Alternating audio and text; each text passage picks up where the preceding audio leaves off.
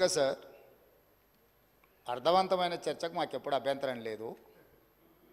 కానీ అబద్ధాల ప్రాతిపదికన ప్రజలు శిక్షించిన తర్వాత కూడా ఇంకా ఇదే ఊకదంపుడు ఉపన్యాసాలతోని ప్రజల్ని మభ్యపెట్టాలని చూస్తే ప్రజలేమో అమాయకులు కాదు సార్. ఎందుకంటే అసెంబ్లీ ఎన్నికలలో లెక్క తేల్చారు. ఆ లెక్కతో సరిపోక ఇట్లనే మొదటి శాసనసభ సమావేశాలలో తొండి లెక్కలు అని చెప్తే పార్లమెంట్లో గుండుసునిచ్చారు.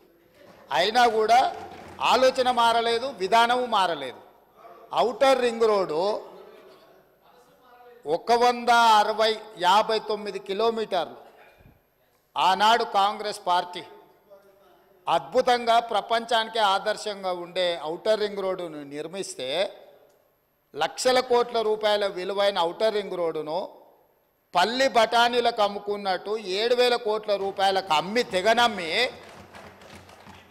గొర్రెల పథకము ఎన్ని గొర్రెలు ఇచ్చిండ్రో ఎన్ని గొర్రెలు ఉన్నాయో ఇవాళ మొత్తం లెక్కలు తేలినాయి.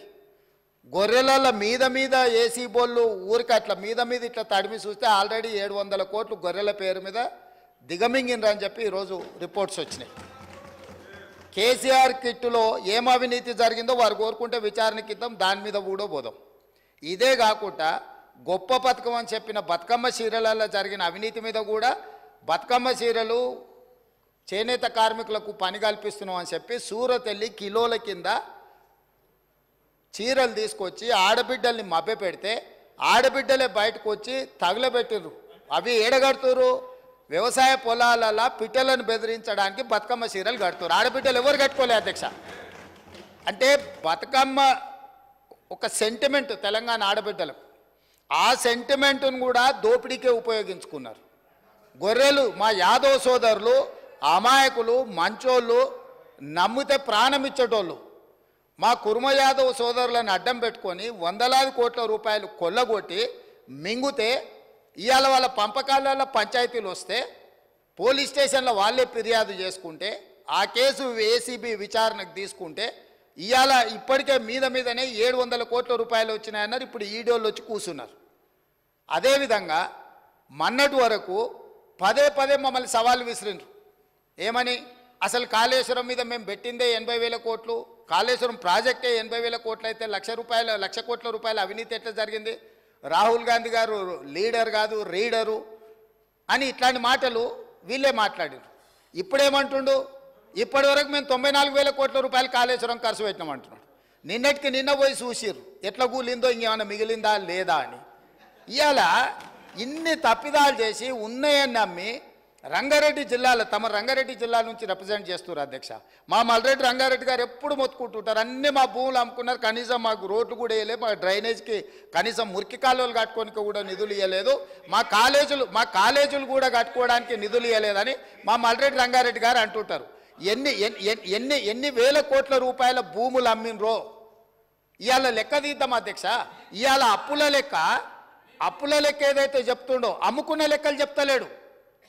ఇవాళ మేము ఇది కట్టినాం, మేము అది కట్టినాం, ఈ కట్టడాలు చెప్తున్నాం. అమ్ముకున్న లెక్కలు కూడా తెలవాలి కదా అధ్యక్ష. మనకి తాతలు ముత్తాతలు ఆర్నమెంట్స్ ఇస్తారు, ఆస్తులు ఇస్తారు, బంగారం ఇస్తారు. మనకి ఇంట్లో ఆడబిడ్డలకు ఉండనీక అని చెప్పి బంగారం ఆభరణాలు ఇస్తారు.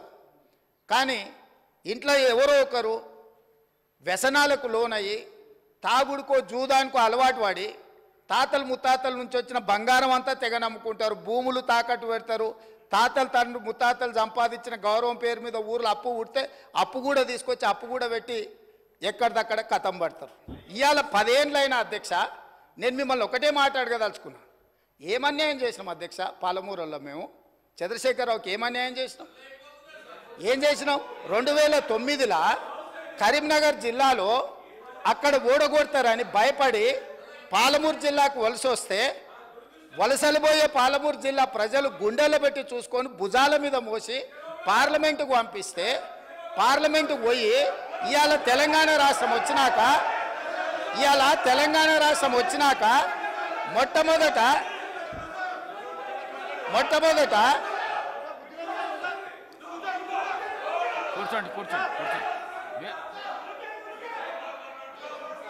మొట్టమొదట ఆనాడు ఆదరించి భుజాల మీద మోసి పార్లమెంటుకు పంపిస్తే తెలంగాణ రాష్ట్రం వచ్చిన తర్వాత వచ్చిన తెలంగాణ రాష్ట్రానికి మొట్టమొదటి ముఖ్యమంత్రిగా వారి బాధ్యత ఏంది అధ్యక్ష? పాలమూరు జిల్లా ప్రాజెక్టులు పూర్తి చేయొద్దా అధ్యక్ష? ఈ రోజు కూడా ఉమ్మడి రాష్ట్రంలో ఏ అన్యాయం ఏ నిర్లక్ష్యానికి పాలమూరు జిల్లా గురైందో, మా తట్టపని పారపని వలస బతుకులు ఎట్లున్నాయో బీఆర్ఎస్ పార్టీ అధికారంలోకి వచ్చిన 10 ఏళ్లలో అంతకంటే దారుణంగా తయారైనవి. ఇవాళ 10 ఏళ్ల తెలంగాణ రాష్ట్రంలో కూడా అదే కల్వకుర్తి, భీమా, నెట్టంపాడు, కోయిల్సాగరు, పాలమూరు, రంగారెడ్డి, ఎత్తిపోతల, సంగంబండ, రాజోలి బండ, జూరాల ఏ ప్రాజెక్టు కూడా ఈ 10 సంవత్సరాలలో దాదాపుగా 17.5 లక్షల కోట్లు అప్పులు లెక్కలైతే 20 లక్షల పైన కోట్ల రూపాయలు ఖర్చు పెట్టినా మా పాలమూరు జిల్లా ప్రాజెక్టులు పూర్తి కాకపోవడానికి వీళ్ళ దుర్మార్గం కారణం కాదా?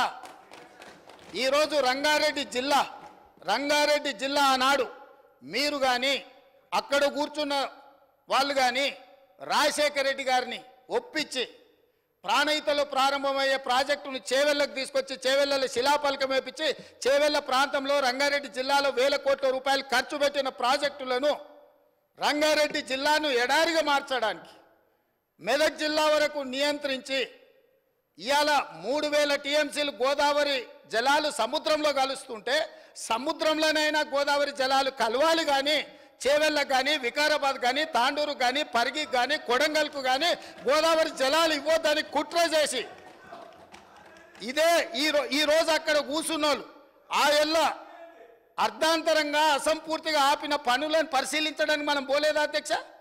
చేవెళ్ళ చౌరస్తాలో శిలాఫలకం ముందర మనం నిరసన తెలపలేదా అధ్యక్ష? ఏం పాపం చేసింది అధ్యక్ష రంగారెడ్డి జిల్లా? రంగారెడ్డి జిల్లాలో భూములు అమ్ముకుంటారు, రంగారెడ్డి జిల్లాలో ఉన్న ఆస్తులు అమ్ముకుంటారు. ఇవాళ చేవెళ్ళ ప్రాజెక్టును మొత్తం నిర్వీర్యం చేసి ఇంకా సిగ్గు లేకుండా ఈడికొచ్చి మేము వెలుగబెట్టినామని ఇవాళ ఈడికొచ్చి మాటలు చెప్తుండ్రా? కాంగ్రెస్ పార్టీకి పోయినసారి 19 మంది ఎమ్మెల్యేలు ఉంటే 5 మంది 6 మంది అని ఎట్లా లెక్కలు చెప్తాడు అధ్యక్ష?